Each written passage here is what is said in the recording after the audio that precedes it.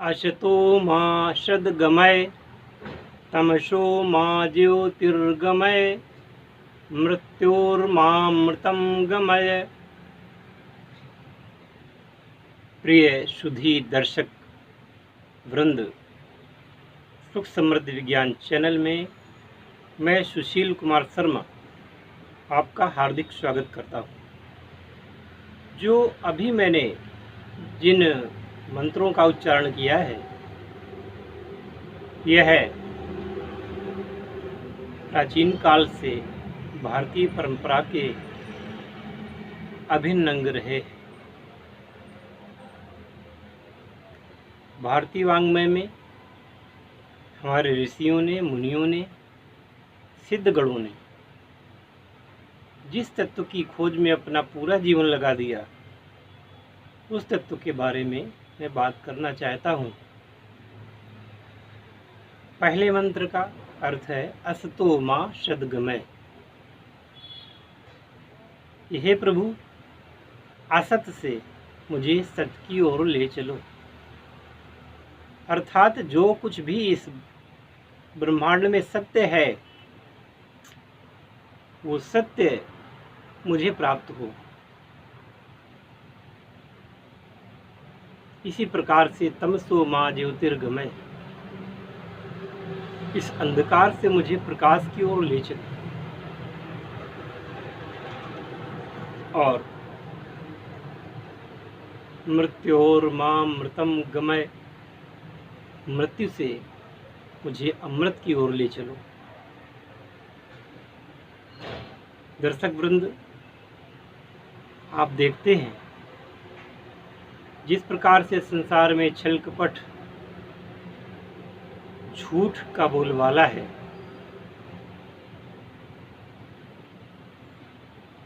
ऐसा ही बोलबाला कभी हमारे ऋषियों के समय में रहा होगा। तो उन्होंने एक अवधारणा विकसित की कि असतो मा सद्गमय, मुझे असत की ओर नहीं जाना है, मुझे सत्य की ओर जाना है। और अज्ञान का जो तिमिर है या तम है, जिसे अंधकार कहते हैं, इसी प्रकार से तमोगुण से मुझे सद्गुण की ओर ले चलो। तम से मुझे ज्योति की ओर ले चलो, है ना। तमसो मा ज्योतिर्गमय, तमोगुणी संसार से मुझे ज्योति स्वरूप संसार की ओर ले चलो। और मृत्योर्मामृतं गमय, मृत्यु से मुझे अमृत की ओर का तात्पर्य है शोक, क्लेश, दुख, दारिद्र्य, स्वास्थ्य का ठीक न रहना, ये सब मृत्यु के ही अंग हैं। मृत्यु केवल उसको नहीं कहते कि जब आदमी का प्राणांत होता है तो शरीर को जला दिया जाता है। मृत्यु केवल वही नहीं है। मृत्यु तो जीवन में हर क्षण आती है। कभी किसी ने अपमान कर दिया, वो भी मृत्यु है। जब आप हीनता का अनुभव करें, जब आप क्लेश का अनुभव करें, वो भी मृत्यु है। क्यों? वो चीज़ें, भय, शोक इत्यादि जो ये बातें हैं, तो ये मृत्यु की ओर ही ले जाती हैं। लगातार इन पर चिंतन करते रहने पर और लगातार इनमें बने रहने पर धीरे धीरे शनै शनै मनुष्य मृत्यु की ओर ही जाता है। तो इसलिए ऋषि कहते हैं कि मृत्योर्मामृतं गमय, मुझे मृत्यु नहीं चाहिए, मुझे अमृत चाहिए। आपने केवल मृत्यु को मृत्यु समझ रखा है जब आपका शरीर का अंत हो जाता है। नहीं, मृत्यु तो हर दिन आती है। गाहे बगाहे कहीं न कहीं से कोई न कोई ऐसी बात हो जाती है जब हमें बुरा लगता है, जब हमें कष्ट होता है, जब हमें परेशानी का सामना करना पड़ता है, तो ऋषि कहते हैं कि मुझे मृत्यु से अमृत की ओर ले चलो। खैर, इन सब से निजात पाने का एक तरीका है। अगर कोई व्यक्ति लगातार कष्टों से जूझ रहा है, लगातार रोगों से जूझ रहा है और लग नहीं रहा है कि वो ठीक हो पाएगा, या आकस्मिक दुर्घटना का भय है, या शत्रुओं से मृत्यु का भय है, तो व्यक्ति को भगवान मृत्युंजय महादेव की आराधना करनी चाहिए। भगवान शिव वैसे तो संहार के देव माने गए हैं, लेकिन वह मृत्यु से भी अभय प्रदान करते हैं और व्यक्ति को पूर्ण आयु प्राप्त होती है। ये मृत्यु लोक है, मरना तो सभी को है, पर अपमृत्यु न हो, समय से पहले मृत्यु न हो, रोग के कारण मृत्यु न हो, यही इसका उद्देश्य है। दीर्घ जीवन की प्राप्ति हो, यही इसका उद्देश्य है। तो मृत्युंजय महादेव भगवान शिव इस मृत्युंजय साधना के माध्यम से जब आप इस साधना को करते हैं तो प्राणी को अभय का वर देते हैं। इसलिए इस मृत्युंजय महादेव की साधना अपने आप में विशेष कही गई है।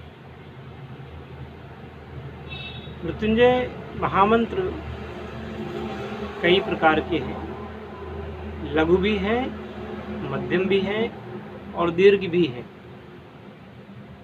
और गायत्री मंत्र से संपुटित महामृत्युंजय मंत्र भी हैं। जिसकी जैसी क्षमता हो वैसे उनको इनकी साधना करनी चाहिए। सवाल ये नहीं है कि आप बहुत लंबे मंत्र का जप करें, सवाल ये नहीं है। सवाल ये है कि जिस समय आप जप कर रहे हों, जिस समय आप साधना कर रहे हों, तो पूरा ध्यान साधना में एकाग्र होना चाहिए। जब तक आप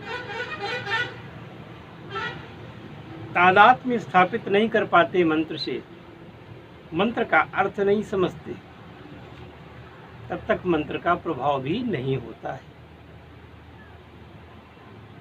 और एक बात, मंत्रों पर संशय करना मंत्र की जो शक्ति है उसको क्षीण कर देता है। कोई माने न माने, पर जो साधक है उसको तो अपने मंत्र पर पूरा विश्वास होना चाहिए, क्योंकि जब मंत्र का संबंध आपकी आत्मा से होता है तो आपकी पराशक्ति, अपराशक्ति, कुंडलिनी शक्ति मंत्र के माध्यम से संपर्क हो करके काम करने लग जाती है। और जब ऐसा होता है तो मंत्र शब्दों का समूह नहीं रह जाता, वह मंत्र मात्र कुछ वाक्य नहीं रह जाते, वह मंत्र अपने आप में पूर्ण प्रभावी और अचूक बन जाता है। इसलिए मंत्रों को हमेशा से गोपनीय माना गया है। आपने सुना होगा, या जो ज़्यादा उम्र के लोग हैं उन्होंने देखा भी होगा, ये कुछ काल तक अभी तक भी गुरु जो मंत्र देते थे तो वो व्यक्ति के कान में देते थे, जिससे कि वह मंत्र उस व्यक्ति के अलावा दूसरा न सुन पावे। मंत्र का प्रभाव भी होता था और वो मंत्र जीवन में उपयोगी भी होते थे। अब जब से प्रथा चालू हो गई माइक लगा करके मंत्रोच्चारण करने की, तो यह देखने में सुनने में अच्छा लग सकता है। ये भी हो सकता है कि चलो लोगों के कानों में मंत्र जा रहे हैं, मंत्र गूंज रहे हैं, ये भी मैं मान लेता हूँ। लेकिन मंत्रों से जो फायदा आप चाहते हैं, जैसा कि लाभ चाहते हैं, वो चीज़ फिर वहाँ रह नहीं जाती। हो सकता है कि जो मंत्र आपको दिया जा रहा है, दिया जा रहा हो, उसको आप पहले से जानते हो, लेकिन जिस दिन से मंत्र की दीक्षा हो जाती है, उस दिन से वह मंत्र आपके लिए ऐसी अमूल्य वस्तु बन जाता है, जैसे कि कोई हीरे की अंगूठी को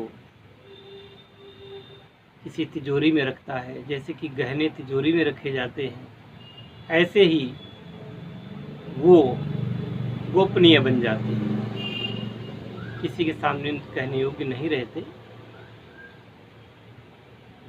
और जब किसी के सामने कहेंगे तो मंत्र अपना प्रभाव छोड़ देते हैं।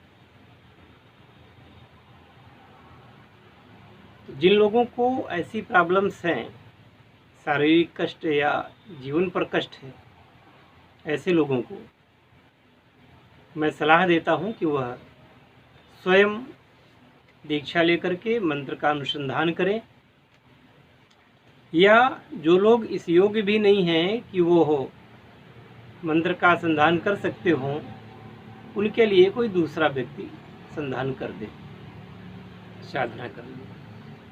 और एक बार जीवन में साधना संपूर्ण करने के बाद में बस फिर जीवन में उस मंत्र का जीवन भर प्रभाव रहता है।